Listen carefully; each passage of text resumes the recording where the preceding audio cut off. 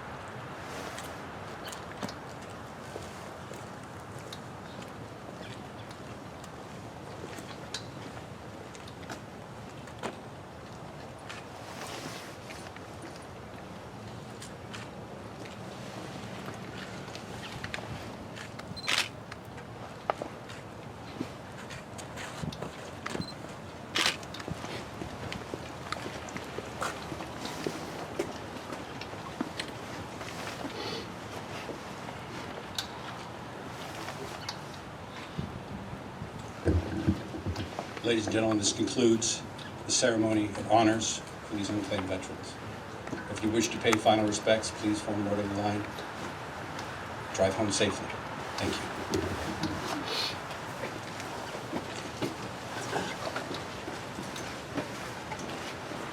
Where? R-U-S-S-E-L-L, last name W-A-R-E. And your title, or how you want to be titled?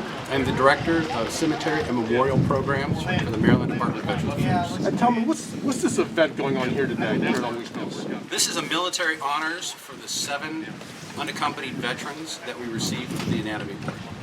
And what's so unique about this particular type of ceremony? The uniqueness is this is our second time that we've actually had it opened up to the public. Previously, we were keeping it very close-knit just because of the nature of the unaccompanied veteran. But now that we're able to receive these cremains and be able to provide this honor that they have so earned, we're able to open it up to the public so that they will not be ushered into their final resting alone.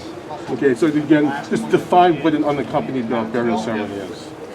An unaccompanied burial ceremony is a military honors. Through public law, the veteran, every qualified veteran, is able to receive, by request of the family, the playing of taps and the folding of a U.S. flag. Since their family is unavailable at this time, we, as the state of Maryland, act in their stead. And are you a veteran? I am. I served 25 years and retired Master Sergeant in the United States Air Force. How important is it to have a ceremony like this in your opinion? In my opinion, this is the last bit of honor that you can receive as a veteran. To know that you are not forgotten in the service that you gave, no matter how small, is always remembered and grateful. And who are these individuals? Where did they come from, if you're willing to share? Are they local or are they from around the country? Honestly, they're from local area. I'm not sure exactly where. We do not have any background on the veterans other than their DD-214. We tried to get in contact with some family if we were able to let them know this is occurring, but that's all we have. And have you been involved in an event like this before? Yes, last week there was one.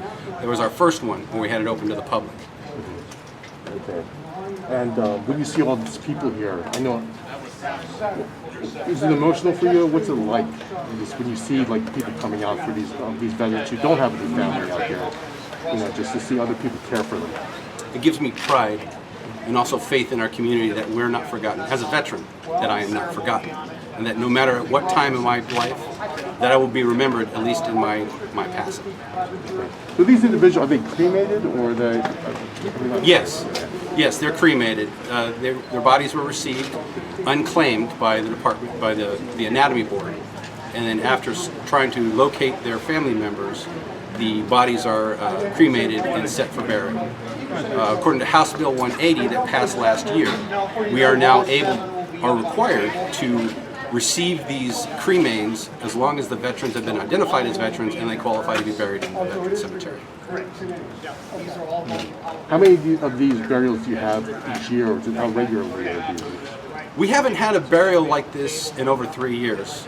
There's been a transition and change with the Anatomy Board, and now that we are able to work a much closer relationship with them, along with the passing of House Bill 180, we are able to receive these veterans and give them the proper burial. Okay.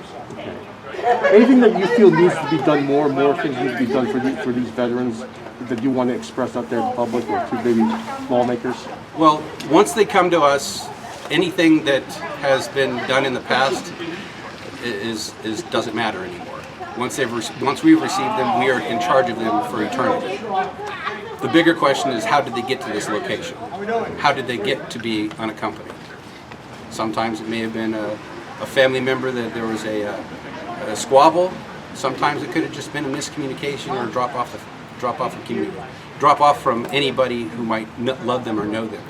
We did recently post the names and the dates of service so that if there were anybody that were able to know these veterans, that they could show up. And we did. We had a couple of people that did show that didn't know that they had passed. One member's sister had showed, and she was very grateful that we were able to do this for him. Actually, she said, I was the first person to actually pronounce his last name correctly. So. It was very meaningful. Did you know any of the individuals that have been buried? No, I did not know any of them. Okay. Just give me a list of the organizations that are here that will be involved in the event. Well, right now, from what I've seen, we've had the Maryland National Guard, we had the Air Guard, there are some VFW members, there are the Maryland Patriot Guard Riders, there are Rolling Thunder Veteran Motorcycle Club, and there are some others that I'm not sure exactly if they're here yet. Anything else you want to say about the importance of this event? The biggest thing that anybody can do, based off of my experience and anybody who's ever deployed or served, is giving the one precious gift that anybody could ever give, and that is time. Showing up and just being here for their remembrance is the most important gift that they can give. You guys have questions? Okay. That's it. Let me get that mic.